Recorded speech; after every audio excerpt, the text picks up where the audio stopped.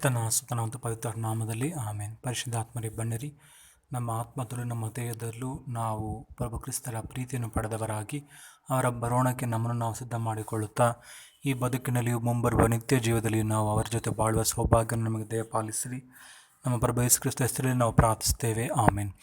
ಆತ್ಮೀಯ ಸಹೋದರ ಸಹೋದರಿಯರಿಂದ ನಮ್ಮ ಮೊದಲನೇ ವಾಕ್ಯ ಸಂತ ಪೌಲರು, ನಾವು ಮನೆಯಾಳಲ್ಲ ಆದರೆ ಮಗನಾಗಿದ್ದೇವೆ, ಪ್ರಭು ಯೇಸು ಕ್ರಿಸ್ತರ ಮುಖಾಂತರ ನಾವು ಸಹ ದೈವಿ ಸಾಮ್ರಾಜ್ಯದಲ್ಲಿ ಪಾಲುಗಾರರಾಗುತ್ತೇವೆ ಎಂದು ನುಡಿಯುತ್ತಾರೆ.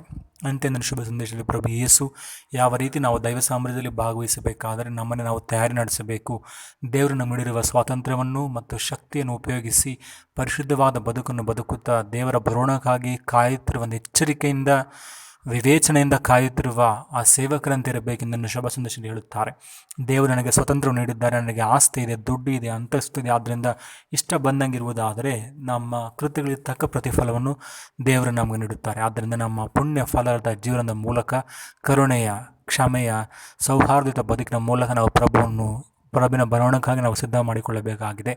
ಆದ್ದರಿಂದ ನಮ್ಮ ಸ್ವಾತಂತ್ರ್ಯವನ್ನು ನಮ್ಮಲ್ಲಿರುವ ಐಶ್ವರ್ಯವನ್ನು ನಾವು ದುರುಪಯೋಗಪಡಿಸಿಕೊಳ್ಳದೆ ಪ್ರಭು ಯೇಸು ಕ್ರಿಸ್ತರ ಬರೋಣಕ್ಕಾಗಿ ನಾವು ಎಚ್ಚರಿಕೆಯಿಂದ ನಾವು ಎಚ್ಚೆತ್ತು ನಾವು ಪ್ರಭುವಿನ ಬರೋಣಕ್ಕೆ ಸಿದ್ಧರಾಗುವಂತೆ ನಾವು ಪ್ರಭುವಿನಲ್ಲಿ ಪ್ರಾರ್ಥಿಸೋಣ. ನನ್ನೇಸು ರಾಜನು ಬರುವ ಅಸಂಖ್ಯ ದೂತರೊಡನೆ ನನ್ನನ್ನು ರಕ್ಷಿಸಲೆಂದು ನನ್ನ ರಾಜನಾಗಿ ಬರುವ, ಬಾನಲ್ಲಿ ಮಿಂಚು ಮಿನುಗಿ ಬಾನಲ್ಲಿ ಸಿಡಿಲು ಗುಡುಗಿ ಅಸಂಖ್ಯ ದೂತರೊಡನೆ ನನ್ನ ರಾಜನಾಗಿ ಬರುವ, ನನ್ನೇಸು ರಾಜನು ಬರುವ ಅಸಂಖ್ಯ ದೂತರೊಡನೆ ನನ್ನನ್ನು ರಕ್ಷಿಸಲೆಂದು ನನ್ನ ರಾಜನಾಗಿ ಬರುವ.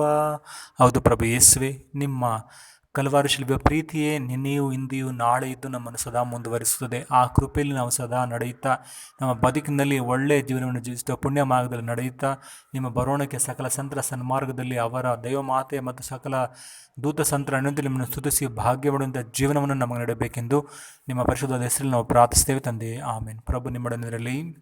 ಸರ್ವಶಕ್ತ ದೇವರಾದ ಪಿತ, ಸುತ ಮತ್ತು ಪವಿತ್ರ ಆತ್ಮ ನಿಮ್ಮನ್ನು ಆಶೀರ್ವದಿಸಲಿ, ಆಮೇನ್.